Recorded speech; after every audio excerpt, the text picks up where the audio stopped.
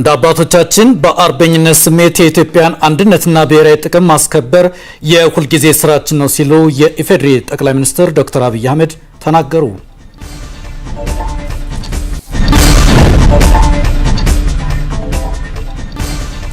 የህይወት መስዋዕትነት በመክፈል ጭምር የሚሰጠውን ኃላፊነት የሚወጣ የፖሊስ ሰራዊት መፈጠሩን የፌዴራል ፖሊስ ኮሚሽነር ጄኔራል ደመላሽ ገብረ ሚካኤል ተናገሩ።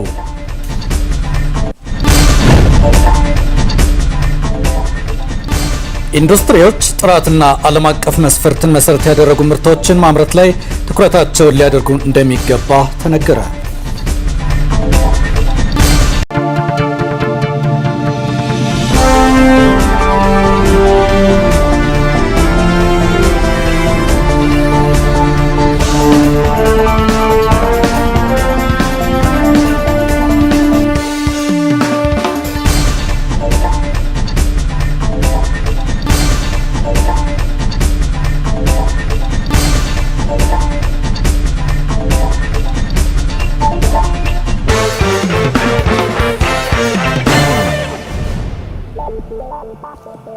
ጤና ይስጥልን እንደምን አመሻችሁ። ሚያዝያ 26 2017 ከፋና ቴሌቪዥን የእሁድ ምሽት ፋና ዜናችን ተጀምሯል።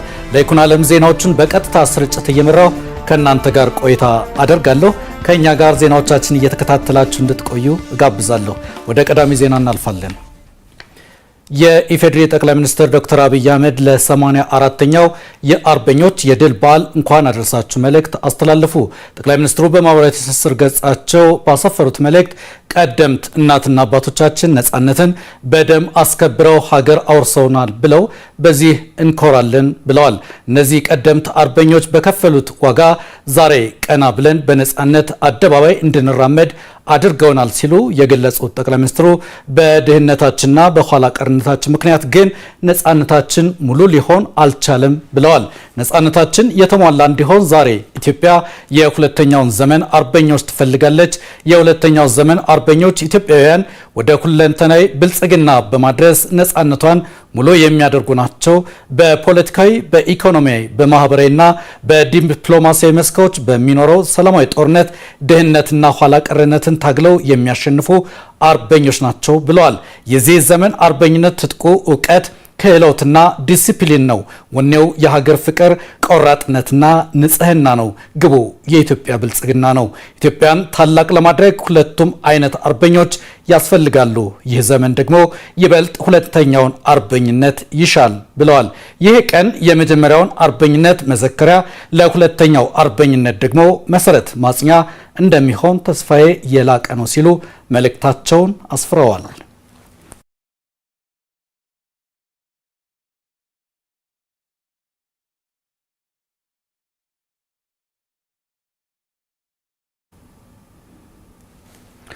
በነገው ዕለት ከሚከበሩ ከበዓል ወጣ ስንል በዛሬው ዕለት የተከናወነን ሁነት እናነሳለን። እንደ አባቶቻችን በአርበኝነት ስሜት የኢትዮጵያን አንድነትና ብሔራዊ ጥቅም ማስከበር የሁልጊዜ ስራችን ነው ሲሉ ጠቅላይ ሚኒስትር ዶክተር አብይ አህመድ ተናገሩ። 116ኛው የኢትዮጵያ ፖሊስ ምስረታ ቀን የማጠቃለያ መርሃ ግብር ዛሬ ተከብሯል። ምስክር ስናፍቅ ዝርዝር ዘገባ አለው።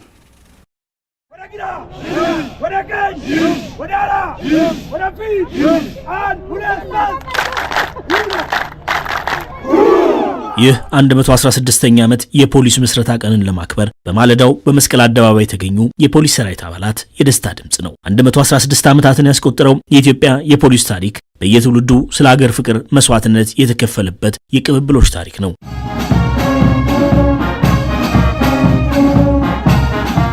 አንድ 116ኛው የኢትዮጵያ ፖሊስ ምስረታ ቀን የማጠቃለያ መርሃ ግብር ሲካሄድም የፌዴሪ ጠቅላይ ሚኒስትር ዶክተር አብይ አህመድ በክብር እንግድነት ተገኝተዋል። በዕለቱም ታዳጊዎች በዓሉን በልዩ ልዩ ትርኢት አድምቀውታል።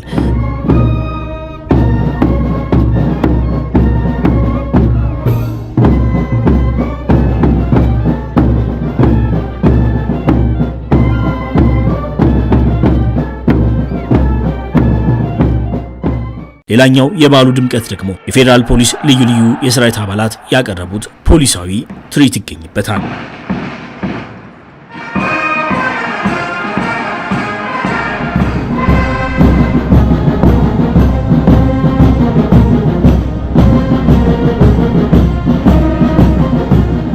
ጠቅላይ ሚኒስትር ዶክተር አብይ አህመድ ባደረጉት ንግግርም ከ116 ዓመታት በፊት አንዳንድ ሀገራት እንደ ሀገር እንኳን ሳይቆሙ ፖሊስ ያላት ሀገር ሆኖ መዝለቅ ቀላል አይደለም ብለዋል። ታዲያ ይህንን ታሪክ ጠገብ የፖሊስ ሰራዊት ከዘመኑ ጋር የሚራመድ እንዲሆን ማድረግ አስፈላጊ ተግባር ነው ሲሉም ተናግረዋል። 116 ዓመት ማለት ለተቋም ቀላል ትርጉም የሚሰጠው አይደለም።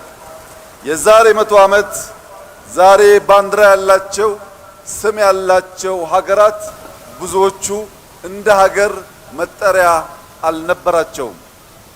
ይህንን ያክል ዓመት መቆየት የራስ የሆነ ጠቀሜታ ያለው ቢሆንም ቀጣይነት ያለው ሪፎርም፣ ቀጣይነት ያለው ስራ፣ ዘመን የሚዋጅ አቅም መገንባት ካልቻልን ግን ቁጥር ብቻውን በቂ ሊሆን አይችልም። በሀገራችን አንዳንድ ደካማ ሰዎች ይወልዱና በድሉ ይደግ ይላሉ። ተቋም በድሉ አያድግም። ተቋም በስራ ነው የሚያድገው።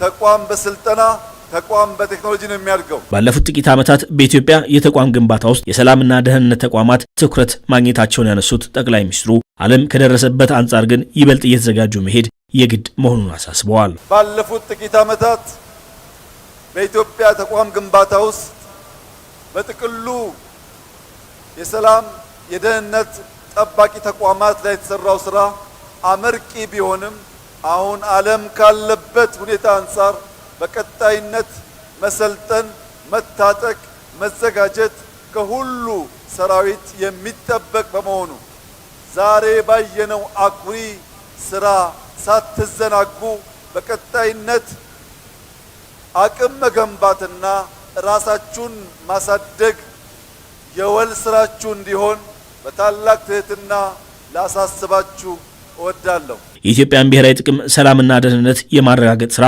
ከፖሊስ የሚጠበቅ ዋነኛ ተግባር መሆኑን ያነሱት ጠቅላይ ሚኒስትሩ አንድ መሆን ከቻለን የግዛት አንድነታችን አስጠባቂዎች መሆን እንችላለንም ብለዋል። እጅግ የተከበራችሁ የፖሊስ ሰራዊት አባላት ከናንተ የምንጠብቀው የኢትዮጵያን ብሔራዊ ጥቅም፣ የኢትዮጵያን ሰላም፣ የኢትዮጵያን አንድነት በቀጣይነት የማረጋገጥ ስራ ነው። እኛ 130 ሚሊዮን ገደማ የምንቆጠር ህዝቦች ነን። አንድ መሆን ከቻል የግዛት አንድነት እና ብልጽግናን ማረጋገጥ እንችላለን።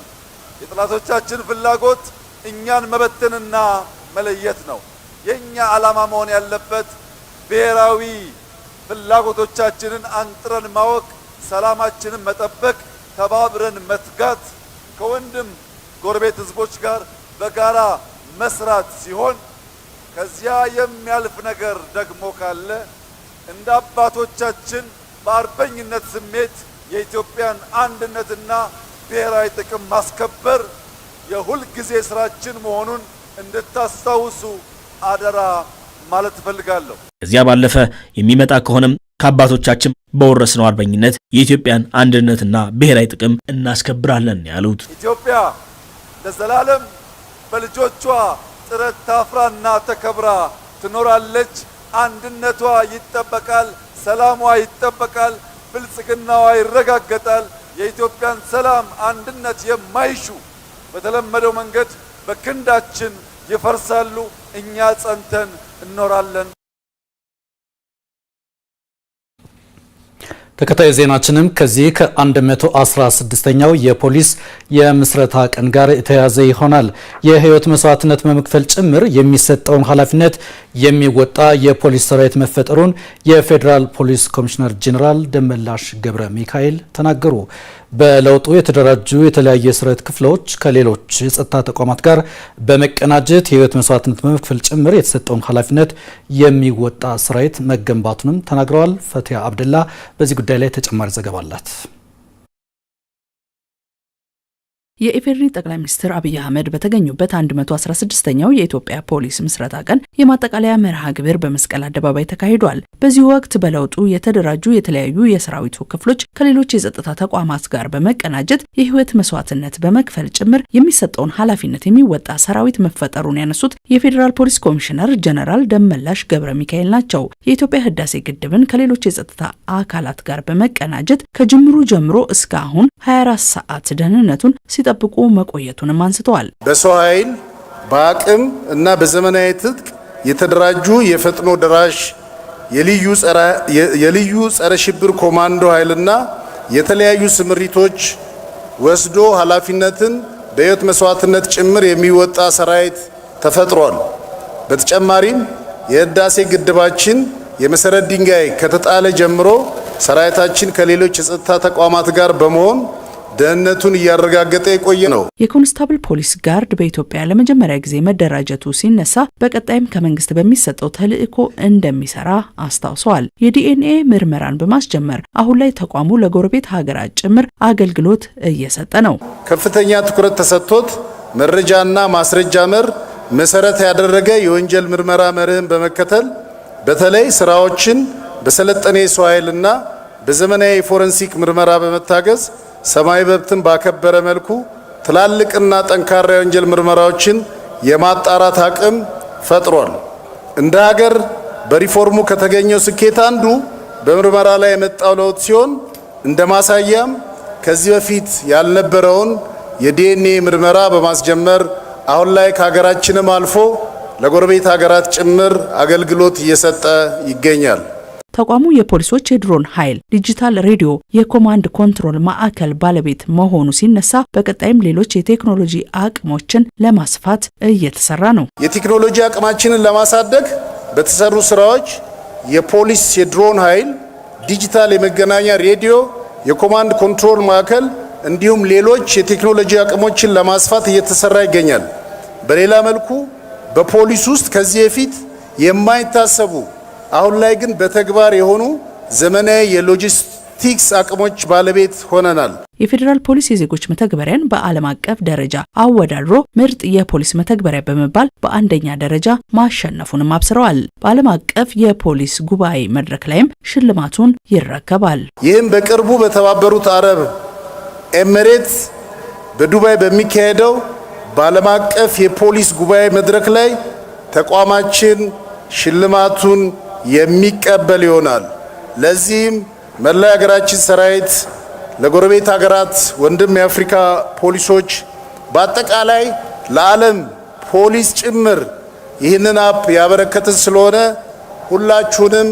ሁላችንንም እንኳን ደስ ያለን እንኳን ደስ ያላችሁ ማለት ፈልጋለሁ። በአጠቃላይ ማንኛውንም ሀገራዊ ግዳጅ በብቃት መወጣት የሚያስችል ያደገ አቅም በመፍጠር እንደ ሀገር ለተገኘው የኢኮኖሚ እድገት አስተዋጽኦ ማበርከቱም ተነስቷል። ይህ በቀጣይ የሕዝብን ደህንነት በማረጋገጥ ተጠናክሮ ይቀጥላል። ይህ ውጤታማ ስራችን የሚያዘናጋን ሳይሆን የበለጠ እንድንተጋ የሚያደርገን በመሆኑ በቀጣይም የፖሊስ ኃይላችን ማንኛውንም ህገ መንግስታዊ ተልዕኮ በቁርጠኝነት በመወጣት የህይወት መስዋዕትነት ጭምር በመክፈል የሀገራችንን እና የህዝባችንን ሰላምና ደህንነት ለማረጋገጥ ቃል እንገባለን። ጠቅላይ ሚኒስትር አብይ አህመድ ለሰጡት ትኩረትና ጠንካራ አመራርነት ኮሚሽነር ጀነራሉ ምስጋና አቅርበዋል። የእሁድ ምሽት ፋና ዜና ነው እየተከታተላችሁ የምትገኙት። አብራችን ስለሆናችሁ እናመሰግናለን። እንቀጥላለን። ኢንዱስትሪዎች ጥራትና ዓለም አቀፍ መስፈርትን መሰረት ያደረጉ ምርቶችን ማምረት ላይ ትኩረታቸውን ሊያደርጉ እንደሚገባ ተነገረ። ከዚህ ባለፈም ለምጣኔ ሀብት እድገት የውጭ ገበያ መዳረሻን ማስፋት ይገባልም ተብሏል። ሄብሮን ዋልታው ተጨማሪ ዘገባ አላት። በዓለም አቀፍ ገበያ ውስጥ በመግባት እየተንቀሳቀሱ የሚገኙ አምራች ኢንዱስትሪዎች ተወዳዳሪ እንዲሆኑ ለማስቻል ጥራትን ብሎም ዓለም አቀፍ መስፈርትን ታሳቢ ያደረጉ ስራዎች ሊሰሩ ይገባል። ለአፍሪካ ማርኬት እንዲሆን ለሌላው ተደራሽ ለሚሆኑ ማርኬቶች ደግሞ እኛም ያንን ለማዳረስ እየጣርን እንገናኛለን። ስፔሻሊ የምስራቅ አፍሪካ ማርኬት ታርጌት በማድረግ በዚህ በዓለም አቀፍ ስታንዳርድ የሚመረቱ የቀለም ምርቶችን፣ የኮንስትራክሽን ኬሚካሎችን ገበያ ለመፍጠር እየጣርን ይገኛል። አምራች ኢንዱስትሪ ዘርፉን ተወዳዳሪ የሚያደርግ አንደኛው ምርታማነትን ከማሻሻል ነው የሚመነጨው። ምክንያቱም ምርት በስፋት መኖር አለበት፣ በጥራት መኖር አለበት። እዚህ ላይ ምርታማነትን ከማሻሻል አኳያ በተለይ በኢትዮጵያ ታምርት ንቅናቄ የኢንዱስትሪ ካውንስሉ ተጨባጭ የሆነ ድጋፎችንም ያደረገ ውጤቶችም እየተገኙበት ነው። የኢንዱስትሪዎች የማምረት አቅም ከዚህ ቀደም ከነበረበት የተሻለ ለውጥ ማምጣቱ የተነሳ ሲሆን የአምራች ዘርፉ አቅምና ምርታማነት መጎልበትም ድጋፍና ክትትል ከታከለበት ለውጭ ገበያው የሚኖረው አስተዋጽኦ በዚያው ልክ ከፍ ይላል ነው የተባለው። ገበያ አድማስን ለማስፋት የትሬድ ዳታ፣ የትሬድ ሪሰርች ስለ አፍሪካ ሀገራት ሊሆን ይችላል፣ ስለ ሌሎች መዳረሻዎች ሊሆን ይችላል።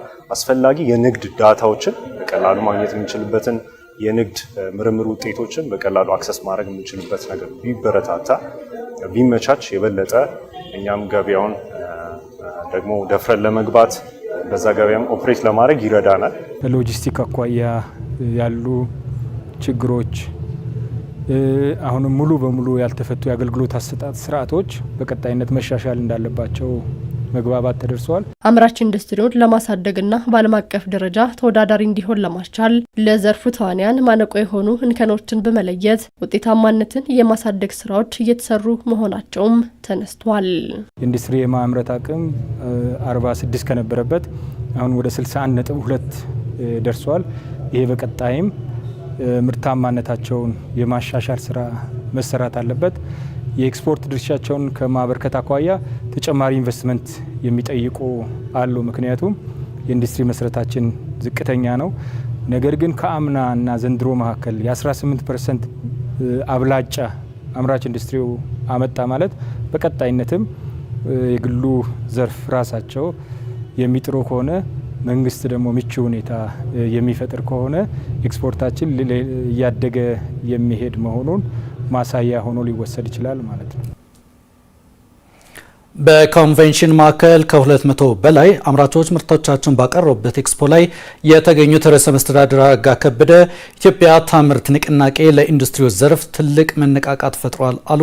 ቀደም ሲል ከውጭ ገቡ የነበሩ ምርቶችን በሀገር ውስጥ የመተካትና ዓለም አቀፍ ተወዳዳሪነት ላይ ውጤታማ ስራዎች መሰራታቸውን ተመልክቻለሁ ብለዋል። ከፍተኛ ሄቪ ኢንዱስትሪስ የምንላቸው ወይም ደግሞ ከፍተኛ ኢንዱስትሪዎች ተመልክተናል። ለምሳሌ የብረት ፋብሪካዎች ተመልክተናል። እንደዚሁም ደግሞ በተለይም ደግሞ የማዕድን ምርቶችን የሚያመርቱ ፋብሪካዎችን ተመልክተናል ማለት ነው። በጣም ከግምቴ በላይ ነው የሆነው። ምክንያቱም ምንድነው እንደዚህ አይነት በጣም ከፍ ያለ የቴክኖሎጂ ፈጠራ ወይም ደግሞ በሀገራችን ውስጥ ከፍተኛ ምርትና ምርታማነት ሊያሳድጉ የሚችሉ ቁሳቁሶችን ተመርተ ያየንበት እና ደግሞ ለመጪው ጊዜ የኢትዮጵያ እድገት ለማረጋገጥ በተለይም ደግሞ ግብርናችን በማዘመን እንደዚሁም ደግሞ ኢንዱስትሪ ምርትን በማቀላጠፍ የሀገራችንን ትንሳኤ ወይም የሀገራችን የምትፈልገውን ራዕይ ለማሳካት የሚያስችል ሆኖ ያገኘሁት። የአማራ ክልል ርዕሰ መስተዳድሩ በዚህ ወቅት እንዳሉት የኢትዮጵያ ታምርት ንቅናቄ የኢንዱስትሪውን ዘርፍ ከማሳደግ ብሎም አምራቾችን ከማበረታታትና ከመደገፍ ባለፈ ለፈጠራ ስራና ለቴክኖሎጂ ልማት ከፍተኛ አስተዋጽኦ እያበረከተ ነው ብለዋል። የተለያዩ ፈጠራዎችን ያየንበት ነው። በሁሉም ቦታዎች ስንሄድ የሰው ልጅ አእምሮውን ጉልበቱንና ልቡን አንድ አድርጎ የፈጠራ ስራ የሰራባቸውና ፈጠራው ደግሞ ምርት ማስገኘት የቻለበትን ሁኔታ ተመልክተናል። እነዚህ ምርቶች ምንድናቸው ካል አንድም ኤክስፖርት የሚደረጉ ናቸው። ሁለተኛ ደግሞ ለሀገር ውስጥ ፍጆታ የሚቀርቡ ነገር ግን የውጭ ሀገር ገቢ ምርትን የሚተኩ ናቸው ማለት ነው። በሌላ መንገድ ደግሞ ቴክኖሎጂ ማስተዋወቅን በከፍተኛ ደረጃ የሚጨምሩ በመስክ ብንመለከት ደግሞ ከፍተኛ ስራ ዕድል እንደሚፈጥሩ ምንም ጥርጥር የለውም። መረጃውን ያደረሰችን ሄብሮን ዋልታው ናት። ዜና እረፍት። በኢትዮጵያ በግል ሕክምናው መስክ በሀገሪቱ የመጀመሪያ የሆነው የአዲስ የልብ ሕክምና ሆስፒታልና ታዝማ መስራች የሆኑት ካርዲዮሎጂስት ዶክተር ፍቅሩ ማሩ ከዚህ ዓለም ድካም አረፉ። በአዲስ አበባ ፈረንሳይ ለጋሲዮን በተለምዶ ጉራራ ተብሎ በሚጠራው አካባቢ በ1943 ዓ.ም የተወለዱት ካርዲዮሎጂስት ዶክተር ፍቅሩ ማሩ እድሜያቸው ለትምህርት ሲደርስ በኮከበ ጽባህ ቀዳማዊ ኃይለ ሥላሴ ትምህርት ቤት የመጀመሪያ ደረጃ ትምህርታቸውን ተከታትለዋል። የሁለተኛ ደረጃ ትምህርታቸውን አሰላ በሚገኘው ራስ ዳርጌ ትምህርት ቤት ተከታትለዋል። በ1960ዎቹ የኢትዮጵያ የአየር ኃይል ምልመላን ሲከናወን ትምህርታቸውን አቋርጠው የኢትዮጵያ አየር ኃይልን ተቀላቅለው ነበር። በ1966 የአብዮቱን መፈንዳት ተከትሎ ወደ ስዊድን ሀገር የተሰደዱት ዶክተር ፍቅሩ በልብ ሕክምና ዘርፍ ስፔሻላይዝ በማድረግ ካርዲዮሎጂስት ሆነዋል። ዶክተር ፍቅሩ ከስዊድን ተመልሰው ከ1999 ዓ.ም አንስቶ በሀገር ውስጥ በልብ ሕክምና ዘርፍ ህዝባቸውን ሲያገለግሉ ቆይተዋል። ባጋጠማቸው የጤና እክል ምክንያት በስዊድን ሀገር ሕክምናቸውን ሲከታተሉ የቆዩት ዶክተር ፍቅሩ በተወለዱ በ74 ዓመታቸው ከዚህ ዓለም ድካም አርፈዋል።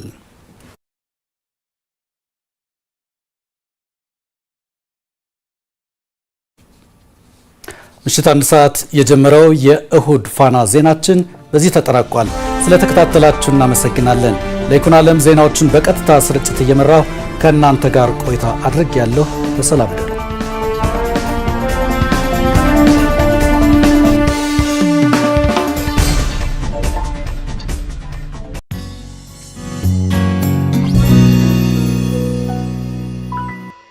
በሁሉም ቦታ በመላው ሀገር ከዳር እስከ ዳር አዲስ ነገር ሊነገር ትልቅ ሪከርድ ሊሰበር አንዲት የዕድል ቁጥር ሕይወት ልትቀይር ቀን ተቆርጧል። ሁሉም በአንድ ልብ በአንድ ቀልብ የሚጠብቃት የአዲስ ሕይወት ምዕራፍ መክፈቻ ልዩ ዕለት ግንቦት 30 በዚች ባለብዙ ታሪክ ታላቅ ሀገር አንድ ደማቅ የዕድል ታሪክ ይጻፋል። የሚሊዮኖች የወል ህልም በአንዲት ቁጥር ይፈታል። የዕድል የልደት ቀን ይሆናል።